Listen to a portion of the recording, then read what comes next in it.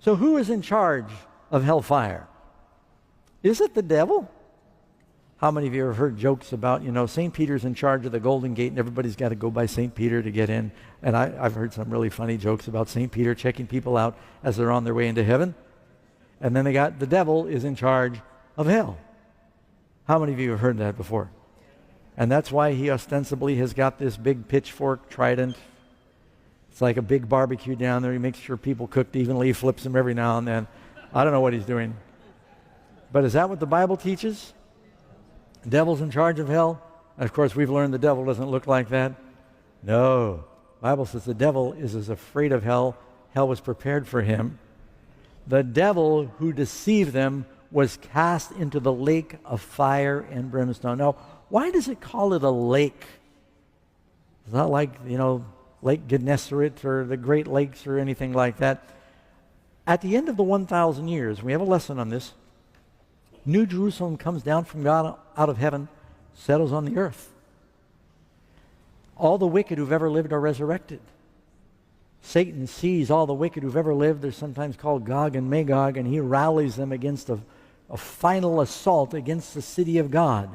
They are judged, great white throne judgment. The devil shows he hasn't changed. And it says, God then rains fire down, and in the same way God rained water down to destroy the wicked during the time of Noah until it floated the boat, God is going to rain fire down outside the New Jerusalem. Only those in the ark were saved. Only those in the city are saved. And it is going to form a lake. Don't worry, the walls are big and you'll be protected. Because Jesus is Noah and he built the city. I mean, he's our Noah, so to speak. And everybody on the outside is destroyed. It's going to form a lake, and that lake, just like the old flood purified the world, that fire is going to purify the planet. And then God will create a new heavens and a new earth. Satan is not in charge of hell. He is afraid of it. He has come down with great wrath because he knows his time is short. You read in the book of 2 Peter and Jude, the devils are kept in everlasting chains of darkness. When Jesus was casting out devils, the demons would speak and they'd say, "We know who you are, Jesus, Son of God. Have you come to torment us before the time?"